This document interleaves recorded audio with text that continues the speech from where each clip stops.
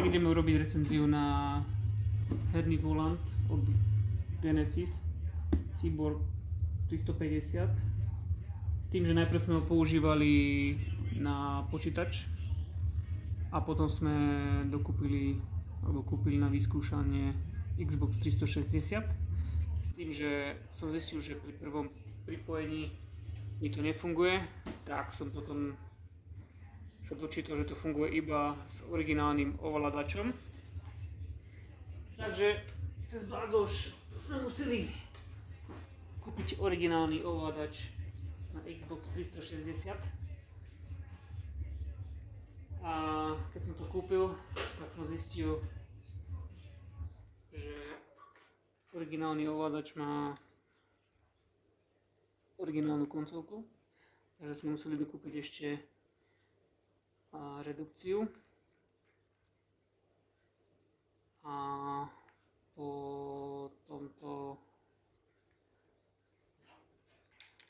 zredukovaní nám to všetko začalo fungovať.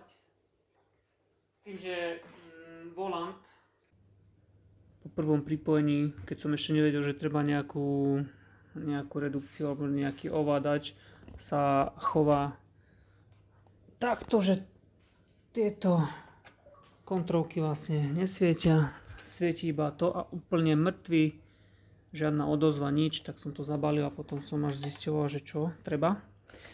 Takže vlastne vysvetlíme najprv kábel z volantu musí ísť do Xboxu a ovládač, ktorý si zoženiete, sa musí zapichnúť sem do tohto USBčka a tým pádom načíta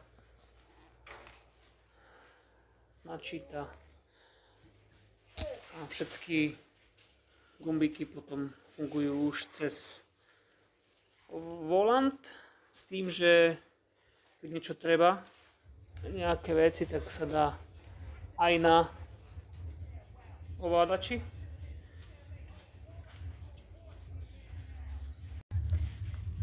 Takže ako som hovoril, hra sa dá ovládať aj cez ovládač.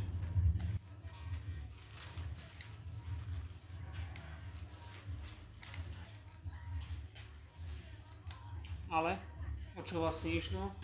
Aby fungoval hlavne volant. Takže aj vibrovanie, všetko, zatlačanie, samozrejme aj pedály fungujú, aj brzda, cúvanie, takže deti boli nadšení z toho.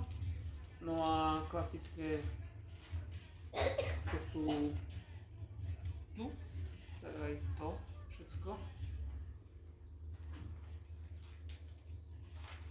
A táto strana je vlastne táto vec. No a plyn brzda sa dá aj cez zadné.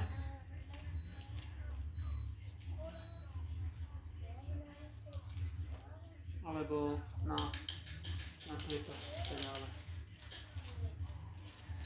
Čo sa týka ovládania volantu, je taký, treba si na to proste zvyknúť. Sú tam niektoré veci, ktoré robí ostrejšie, ako by mal. Ale inak dá sa na to vyblázniť.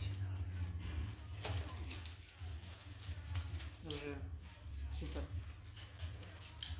Toto video vám vlastne má iba ukázať, že ako funguje tento volant cez ovládač originálny od Xboxu, pretože sú volanty, ktoré tam zapichnete do Xboxu a funguje to hneď, ale tento potrebuje originálny ovládač od Xboxu 360.